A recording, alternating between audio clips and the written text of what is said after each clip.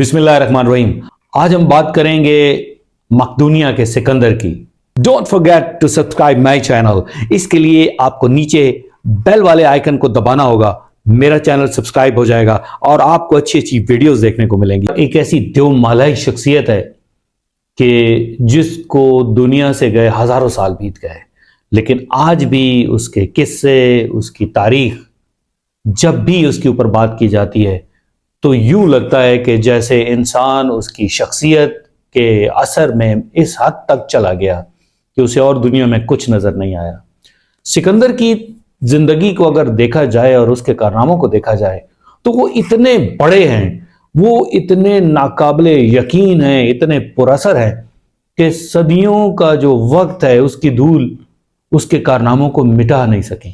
اس کے کارناموں پر دیو مالائی قصوں کا یقین ہوتا ہے۔ گو سکندر کو زندگی نے بہت لمبا عرصہ نہیں دیا، زندگی نے اس سے وفا نہیں کی، لیکن تھوڑے سے عرصے کے اندر سکندر نے اپنی سلطنت کو ہندوستان تک وسیع کر لیا، اور سکندر ہمیشہ کے لیے گویا عامر ہو گیا۔ جب بھی کسی بڑے بادشاہ کی بات آئے گی، جب بھی کسی بڑے شمشیر زن کی بات آئے گی، جب بھی کسی دلیر فاتح کی بات آئے گی، جب بھی کسی لائق کمانڈر کی بات آئے گی تو سکندر کا نام ہمیشہ یاد رکھا جائے گا۔ سامعین محترم، سکندر جو تھا اس کا والد فلپس ایک بہت ہی اچھا جرنیل تھا۔ اس نے اپنی فوج کو ایک بڑے اچھے طریقے سے منظم کیا اور وہ چاہتا تھا کہ سکندر بھی اسی کی طرح، اسی کے راستے پر چلتا ہوا، اسی جیسی صلاحیتوں کا مالک بن کر ابھرے اور وہ اس کا نام روشن کرے، اور سکندر نے وہ کر دکھایا۔ اس کے برعکس جو سکندر کی والدہ تھی، ایک بادشاہ کی بیٹی تھی، اس کے جو خیالات تھے وہ مختلف تھے۔ وہ دیوتاؤں کی پوجا کرتی تھی، جادو پہ یقین رکھتی تھی، اور وہ یہ جانتی تھی کہ فلپس جو ہے، فلپس ایک قابل جرنیل ہے، لیکن اس کے باوجود وہ سکندر کو اس جیسا نہیں بنانا چاہتی تھی۔ سکندر کی والدہ کا نام اولمپیاس تھا۔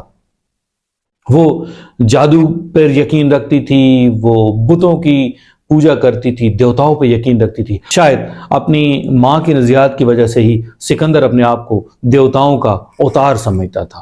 سکندر کے پیدائش اور اس کی ولدیت کے بارے میں بہت ساری جو واقعات ہیں وہ ملتے ہیں۔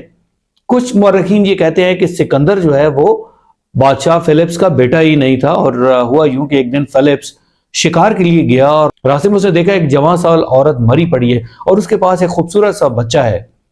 تو اس نے اس بچے کو اٹھایا اور وہیں سے واپس چلا گیا اور اس بچے کا نام سکندر رکھا اور اپنے بیٹے جیسی اس کی پرورش کی، چونکہ اس کی اپنی اولاد کوئی نہیں تھی۔ کچھ مورخین کا یہ کہنا ہے کہ سکندر اصل میں فلپس کی بیٹی کی اولاد ہے۔ ایکچولی فلپس کی ایک بیٹی تھی جس کی شادی ہوئی تھی ایران کے شہنشاہ سے۔ ایران کا شہنشاہ اسے پیار تو کرتا تھا، لیکن اس لڑکی کے منہ کی بو بہت بری تھی، جس وجہ سے اس کی ہمیشہ ناچاکی رہتی تھی اپنے خامن سے۔ اور ایک وقت ایسا بھی آیا کہ وہ وہاں سے واپس اپنے والد کے گھر آ گئی، اور والد کے گھر میں آ کر اس نے ایک بچے کو جنم دیا جس کا نام سکندر رکھا گیا، جو بعد میں سکندر اعظم کہلایا، الیگزینڈر دا گریٹ کہلایا۔ لیکن تحقیق سے یہ پتہ چلتا ہے کہ سکندر فلپس ہی کا بیٹا ہے، جو کہ اس کی بیوی اولمپیاس سے ہے۔ اب یہ جو فلپس ہے، فلپس کو 45 سال کی عمر میں ایک اور لڑکی کے ساتھ عشق ہو گیا جس کا نام کلیوپیٹرا ہے۔ آپ حیران نہ ہو، یہ کلیوپیٹرا مصر والی نہیں ہے، اس کا صرف نام کلیوپیٹرا ہے۔ تو جب اس نے اس لڑکی سے شادی کر لی تو اس نے اپنی جو پہلی بیوی ہے اس کو ملکہ کے عہدے سے ہٹا دیا، چونکہ اس وقت ملکہ کا عہدہ صرف ایک ہی بیوی کے پاس رہ سکتا تھا۔ تو اس وجہ سے اس کی جو پہلی بیوی ہے، جو سکندر کی ماں ہے، اس کے دل میں بہت حسد پیدا ہوا۔ تو اس نے یہ کیا کہ ایک ایسا شخص جو کہ فلپس سے پہلے ہی نفرت کرتا تھا، اس کے دل میں اور زیادہ اس کے لیے نفرت پیدا کی۔ فلپس کی بیٹی کی شادی کے موقع پر شادی کے دوسرے دن اس نے چھرے کے وار سے فلپس کو قتل کر دیا۔ اب یہ نہیں پتا چلتا کہ کیا سکندر کو اس واردات کا پتہ ہے یا نہیں، کیا سکندر اس سازش میں شامل تھا، اس کے بارے میں مورخین خاموش نظر آتے ہیں۔ لیکن خیر، فلپس کو قتل کر دیا گیا اور بعد میں ملکہ نے فلپس کی دوسری بیوی کیلپیٹرا کو بھی قتل کروا دیا اور اس میں سے جو دوسرا بیٹا تھا اس کو بھی قتل کروا دیا گیا، اور یوں سکندر جو تھا وہ بادشاہ بن گیا، اور اس نے بادشاہ بنتے ہی اپنے والد کے نقش قدم پر چلنا شروع کر دیا اور ایک عظیم سلطنت کا جو خواب ہے اس نے دیکھنا شروع کر دیا۔ وہ یہ چاہتا تھا کہ پوری دنیا کو اپنے زیر نگیں کر لے۔ اب یہ معلوم نہیں کہ اس کے پیچھے اس کی اپنی ذات کی کوئی لذت تھی جس کی وہ تسکین چاہتا تھا، یا وہ دنیا کو ایک دفعہ دیکھنا چاہتا تھا، اور یہ اسی صورت میں اس کے نزدیک ممکن ہو سکتا تھا کہ وہ پوری دنیا کو فتح کرے۔ اس نظریے کے لیے، اس نظریے کی تکمیل کے لیے اس نے بہت ساری جنگیں لڑیں، اور ان جنگوں میں اس نے کامیابی حاصل کی، لیکن واپسی کا جو راستہ تھا، واپسی پر جاتے ہوئے زندگی نے اس کے ساتھ وفا نہیں کی اور وہ دنیا سے خالی ہاتھ چلا گیا۔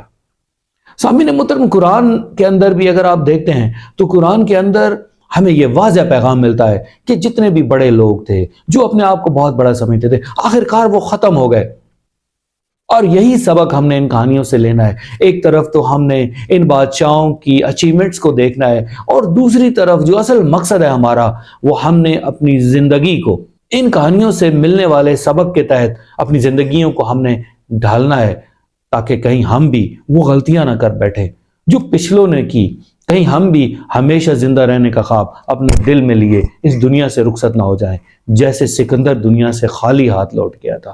سامعین محترم، آج ایک چھوٹا سا انٹروڈکشن تھا سکندر کے بارے میں، سکندر کی پیدائش کے بارے میں، لیکن بعد میں ہماری یہ کوشش ہوگی کہ ایک یا دو جو ہے ہمارے لیکچرز ایسے بھی ہوں جس کے اندر سکندرز کی جو کامیابیاں تھیں، جو سکندرز نے جنگیں کی، اور سکندر کے بعد میں آنے والے جو جرنیل تھے ان کے بارے میں ہم آپ کو بتائیں، تاکہ اس عظیم جرنیل کے بارے میں آپ بہت کچھ نہیں لیکن کچھ نہ کچھ ضرور جان سکیں۔ آپ کا بہت بہت شکریہ۔